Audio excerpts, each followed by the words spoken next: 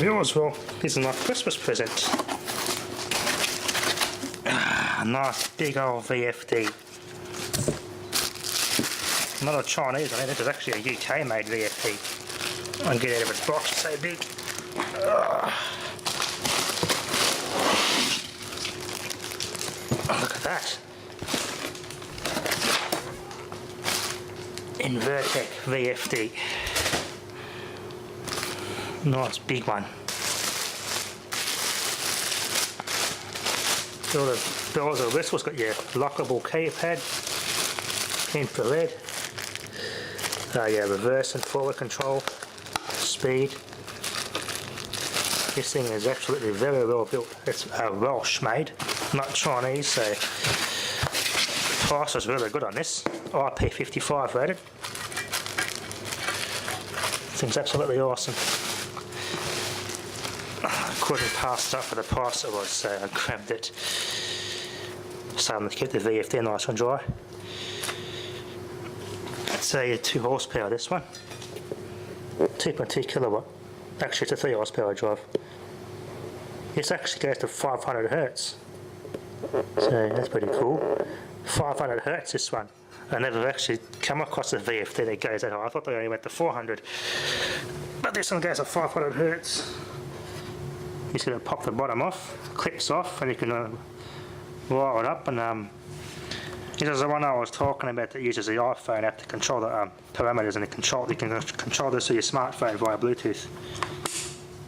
Oh, that's quality. Oh, that's quality. Anyway, let's have a look inside how it all wires up. Much better than the Huan Yang and the Powertrain VFD I got. This will do some serious work.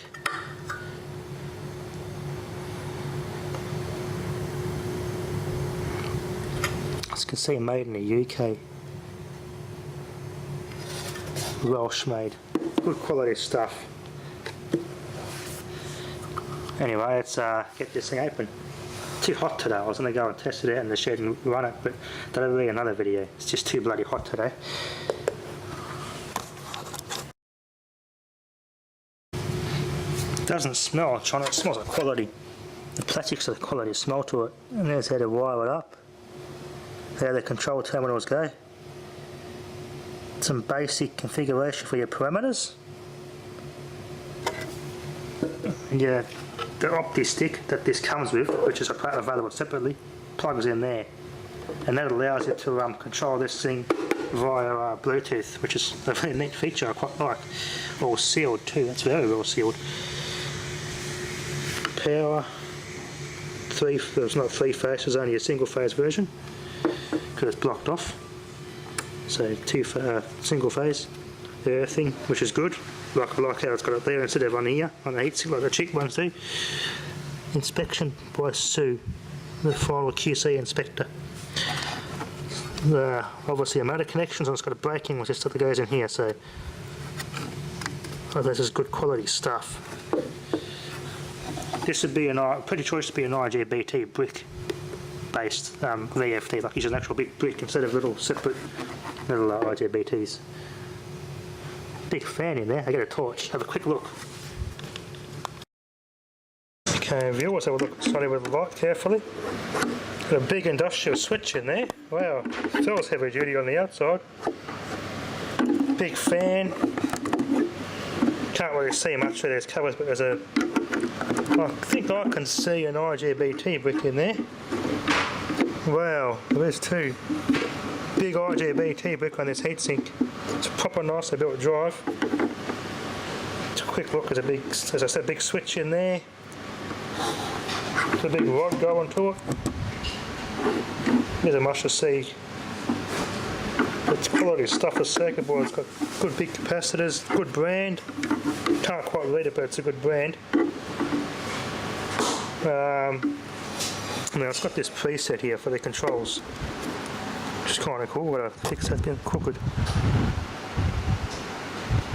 Oh, that's for. It must be the status of these, I'd say. Yeah, there's something behind there if you want to look. There's an Ethernet port behind that window, or bottom of one. And I think there's LEDs or something, or some sort of receiver behind that window. Interesting. But anyway, I'll test this later. I'll enjoy my rest of my Christmas, and yeah, hope everyone else out there is having a good, nice Merry Christmas to you all. So anyway, Merry Christmas again, and thanks for watching. G'day viewers, well, to the second part of my VFD video. Before we go up our bloody shopping Boxing Day specials, do a quick video for you. I've got this drive all set up. It's mint. Everything's been preset. It's like everything's all set to ideal. So I've got good torque and everything. It's a 3 horsepower drive on a 3 horsepower motor. The parameters are easily set on this too. So it's very easy, this drive. It's much less of a headache than these cheaper Chinese drives, that's for sure.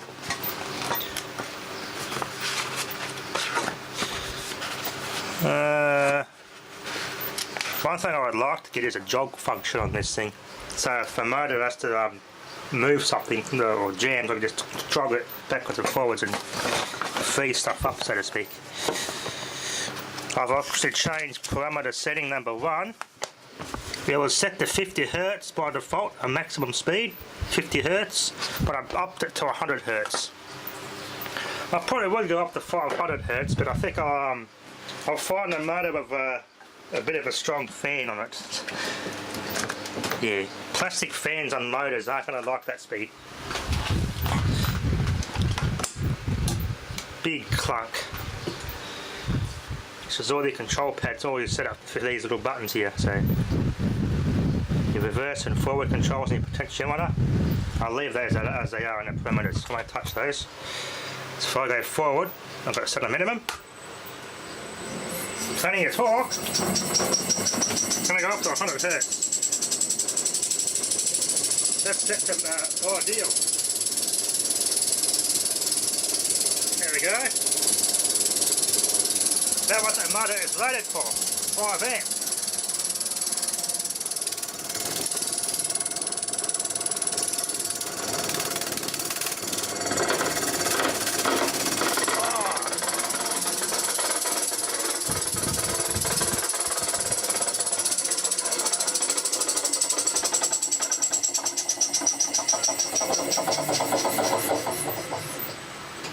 It's off.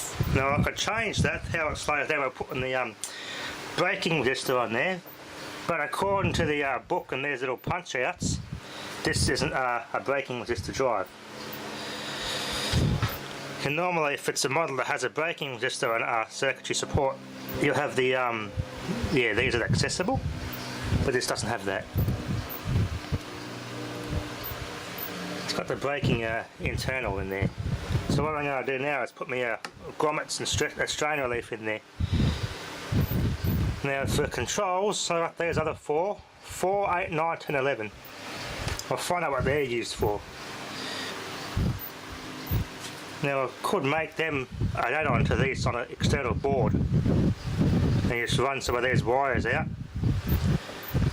So find what these are, and I could just go external on these controls. Get a I got my old heavy duty switch came with this motor, that heavy duty one, to do this function for reverse and forward. That'll just be for low voltage stuff, so that's alright. And I get an external potentiometer. It's all grommet, all rubber seal, so it's all protected. I'm quite happy with this drive, it's a nice drive. So if I go minimum, reverse, 2, 1 Hz, belt slippy.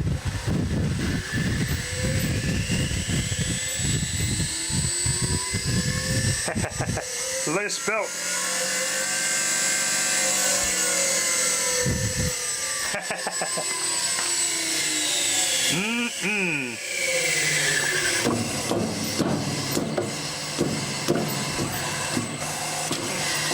I'll see what's happened, she just come loose. Yeah, my motor's just come loose. I haven't got it mounted properly, that's alright. Yeah, no more surface thrust in that pulley. Yep, I thought so. That's alright, But now I can put my Fisher and Paykel generator on this thing, put a good pulley on that, and I can control it with this now. It's got enough power for it.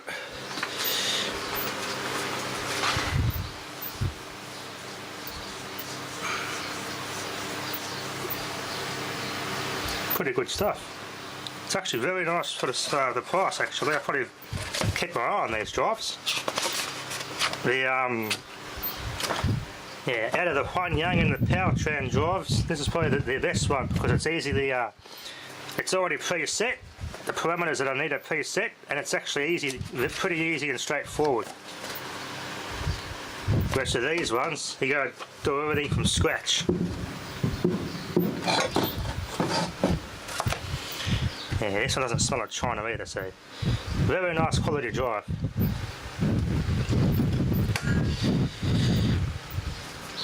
I've got a air compressor, not yet, probably later on, some way in the future, I don't know when, but it's got a 2 horsepower of one of these plate motors on it. It's a 16 CFM Swan orange compressor, like the compressor right behind him, my air compressor, but a next size up. I want to run that on here and make a little setup. A little setup where I could just have this one and the air compressor. I want to see how we can do it AVE done. Pretty big though is the uncle's there. He's put a friggin' gas bottle on it to make it bigger because he uses it to pump up truck tyres. It's a next size up Swan from this, and it's an orange one, which should be I think it's slightly older by 5 years. Anyway, that'll be enough for now. Thanks for watching.